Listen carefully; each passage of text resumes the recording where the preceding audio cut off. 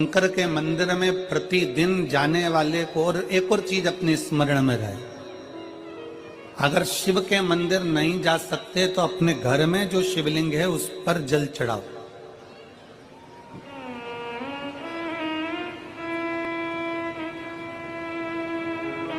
और यदि आप अपने शंकर के घर में शिवलिंग पर भी जल नहीं चढ़ा पा रहे हो तो किसी बेलपत्री का वृक्ष हो, उस वृक्ष के नीचे भी जल चढ़ाओ। और कभी मौका मिल जाए, कभी भगवान शंकर की बड़ी करुणा हो जाए, भगवान शंकर की बड़ी उदारता हो जाए, भगवान शंकर की बड़ी कृपा हो जाए, बड़ी कृपा हो जाए, भगवान शंकर जिस दिन तुम्हारे ऊपर बड़ी कृपा कर दे, किसी सोमवार को 3 नियम बना लो। जिस दिन मेरा भोले बाबा तुम पर कृपा कर दे उस दिन सोमवार का एक नियम बनाओ कि महीने का एक सोमवार मुझे ऐसा करना है, 3 नियम धारण करना है महीने के सोमवार को। पहला, सुबेरे जाकर शंकर भगवान को 1 लोटा जल चढ़ाना है। दूसरा, दोपहर के समय पर जाकर मुझे बेलपत्री के वृक्ष के नीचे एक चावल का दाना रखकर बेलपत्री की 7, 11, 21, 108, 51 जितनी परिक्रमा आप लगा सकते हो वो लगाना है। और तीसरा, बेलपत्री के वृक्ष के नीचे और शंकर के मंदिर के दरवाजे पर मुझे एक घी का दीपक लगाना है। बस ये 3 नियम जिसने महीने में एक बार ले लिया, समझ लो उसको पीछे हटने की जरूरत ही नहीं, वो आगे ही बढ़े। महीने के किसी एक सोमवार का ऐसा नियम बना लो कि मुझे 3 नियम धारण करना है महीने के किसी भी एक सोमवार को। हम ये नहीं कहेंगे कि तुम सोमवार 5 पढ़ रहे हैं तो 5 को करो, 4 पढ़ रहे हैं तो 4 को करो, 3 पढ़ रहे हैं तो 3 को करो।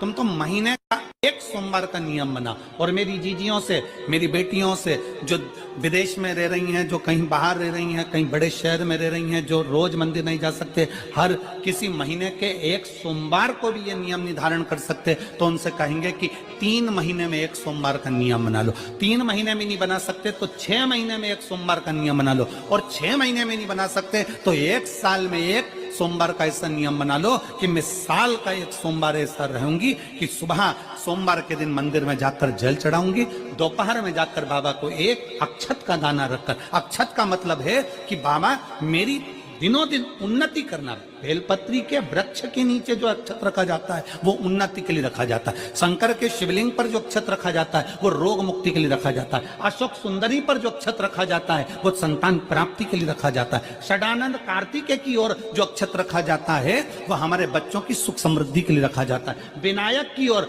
गणेश जी की ओर जो अक्षत रखा जाता है वो हमारे घर में कोई मंगल कार्य आ जाए उसके लिए रखा जाता है। और जो पीठिका होती है जिसपे शिवलिंग रखा होता है, पार्वती जी का हस्तकमल, उस पर अक्षत रखा जाता है तो नारी के अखंड सौभाग्य के लिए रखा जाता है। अक्षत रखने का भी तरीका है। एक चावल का दाना कहां रखा जाता है, क्यों रखा जाता है, कैसे रखा। अब कई लोग कहते हैं गुरुजी ये शिव महापुराण में आप ये नियम बताते हो, तरीका बताते हो। हम तो उनसे कहेंगे डॉक्टर के पास जाओगे तो डॉक्टर भी गोली लिखकर ये नहीं कह देगा कि ये सारी गोली एक साथ खा जा। डॉक्टर भी कहेगा ये गोली सुबह खाना है, ये गोली शाम को खाना है, ये गोली दोपहर में खाना, ये गोली भूखे रहकर खाना। बोलो सही है कि गलत है? ये रात्रि को खाना खाने के बाद खा लेना, ये खाना खाने के पहले, ये नाश्ते के पहले। और सुनो, ये दवाई, ये वाली पीछे वाली जो दवाई लो ना इसको दूध से लेना, ये वाली जो दवाई लो ना इसको पानी से लेना। और सुनो, ये डब्बी है इसको पानी में मिलाकर फिर पीना। दवाई लेने का भी तरीका है, उसी तरह शिव महापुराण में एक एक अक्षत का भी तरीका है और एक एक बेलपत्री का भी तरीका।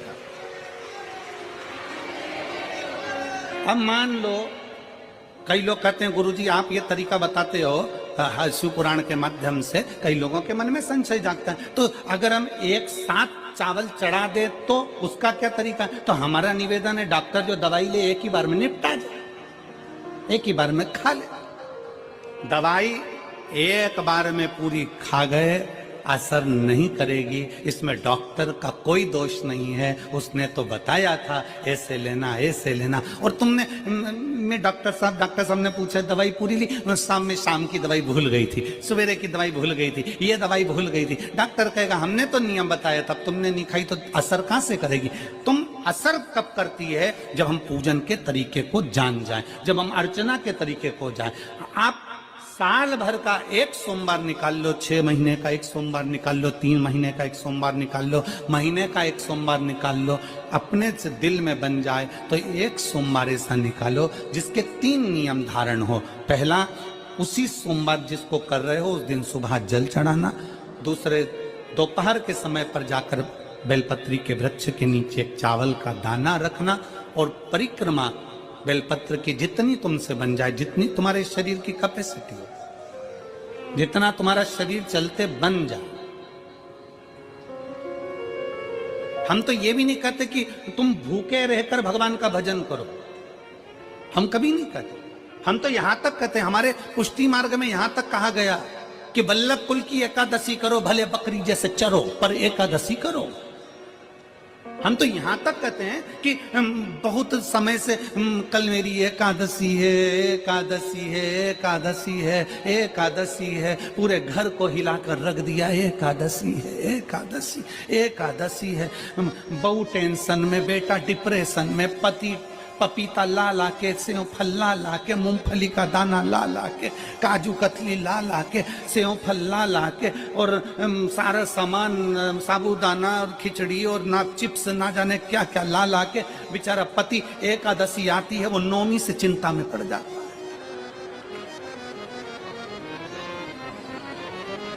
हम तो ये भी नहीं कहते कि तुम व्रत बहुत भारी करो, तुम व्रत उपास भी बहुत बहुत टेंशन वाला करो, ना ना ना।